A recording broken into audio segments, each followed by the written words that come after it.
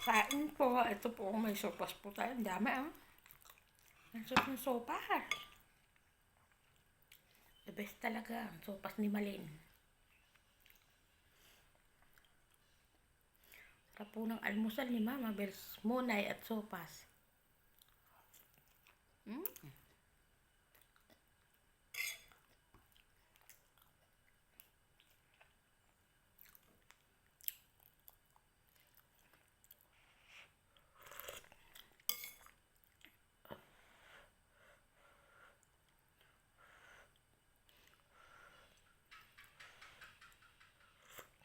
Umuusok-usok pa talaga. Sobrang init po talaga.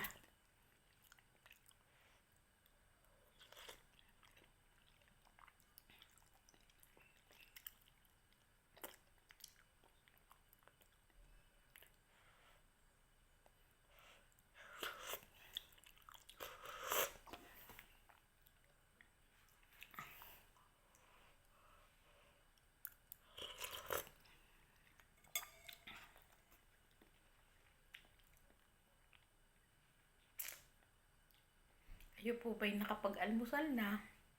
Sabay niyan, po si Mama Bells. Sana po'y makakain din kayo. Katulad ni Mama Bells, nag-aalmusal. O baka naman kayo mga tapos na kasi ako'y late nang mag-almusal.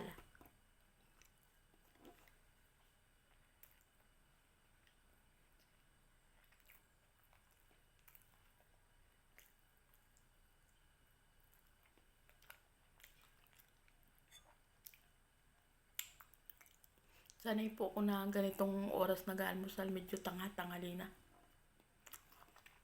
Pero palibasa,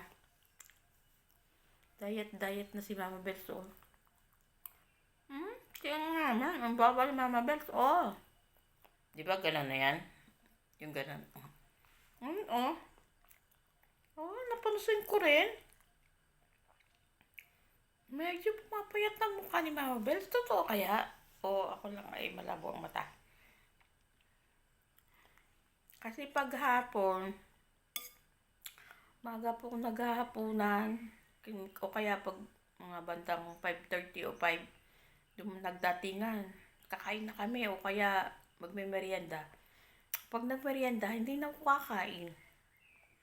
Diet po eh.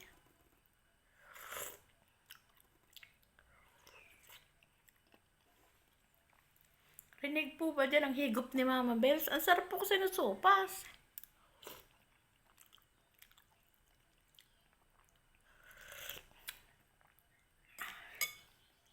Parang kita ko, oh. Kasi nag-everyday walking ako. Tapos, nagbabawas ako. Minsan, hindi ako nagkakanin. O madalas hindi ako nagkakanin. Tingnan nyo naman yan. Oo nga naman, napansin ko din naman. Ang baba ni Mama Bells ay nababawasan na. Eh, sobrang lawit na po to. Parang dati wala na to, dikit na tong leeg. Ay, excuse me po. Dikit na po ito. Tingin, oh. Kasi ang sarap ng kain ng mga Pasko at saka ng bagong taon. Ang dami pang tira-tira. Ayan. Nag-ubos si Mama Bells na pagkain. Nung nakakain. Sobra. Eh di ako naglakad pa. Ulit. Tapos yun, bawas na. Nagbawas-bawas na. Hindi man ako gaano maraming kumain. Kaya nang ay nahilig ako sa gatas. Eh ngayon po hindi ako naggagatas. Lagi akong may gatas na iniinom. Tapos yung mga matatamis, medyo nagkontrol ako. Yung mga tinapay na matatamis. Kasi ang sarap nun, di ba? Tsaka chocolate. Ay, nako. Kung kaya kong kumain ng chocolate na mga 5 o 10 pieces, minsan pa isa-isa o 2 na lang ako. Minsan di pa ako nakatikim. Tapos yung juice, tigil, stop ako sa juice. Ininom ko lang talaga tubig. Kasi hindi naman po ako nagko-coffee. Gatas po ang iniinom ko, kaya lang, stop din ako sa gatas. Diet nga kasi. Pa-diet pa si Mama Bels. Gusto lang. Hindi po dahil sa gustong pumayat lang ni Mama Bels. Kumabawasan ng timbang. Para po bumaba ang kolesterol. Para po sa magandang kalusugan din. Kasi hindi na tayo bumabata. Umiidad na tayo.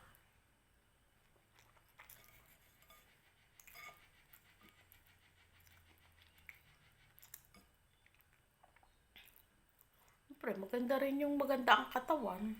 Slim. Sino bang may anang slim? Lahat naman gusto yung slim. Eh, siyempre, hindi na tayo masyadong sa ganun. Gusto yung porsigido sa ganong pagpapaganda ng katawan. At maganda talagang tingnan. Ang habol natin yung malusog at malakas na katawan. Yun.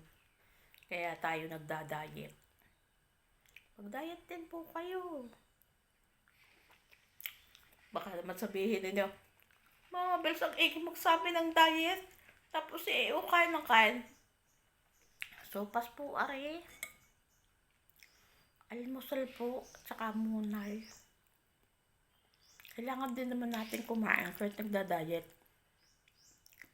Bawas lang ng kanin. Bawas ng matatamis. Bawas ng basta, bawas. Ang madami tubig. Gulay. Ayun, prutas. Kahit hindi ako mahilig masyado sa prutas, nagpuprutas ako kahit kabak na mansanas, mga 5 pirasong ubas, ganun. Basta may prutas. Ayun, bayabas. Ganyan, mga 2 bayabas. Hindi naman malalaking bayabas, mga 3, 2 bayabas, okay na. Kasi malilit lang naman po yung bunga ng bayabas ko din eh. Papaya, ganyan. At saka pakwan. Paborito kong pakwan. Dragon fruit yan, paborito ko din yan. At saka longgan. Dahil paborito ni Mama Bels, ano?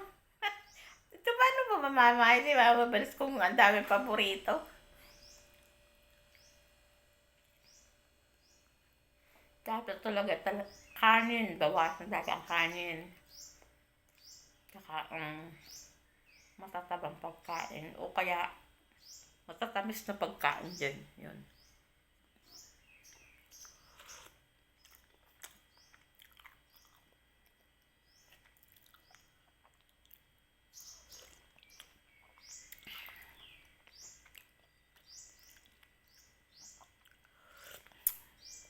Madami po akong gagawin ngayon. May pupuntahan pa po ako. Uuwi ako sa amin sa Masaya kasi may kukunin ako. Maya na po uli. Sana po makakain din kayo. God bless po sa lahat.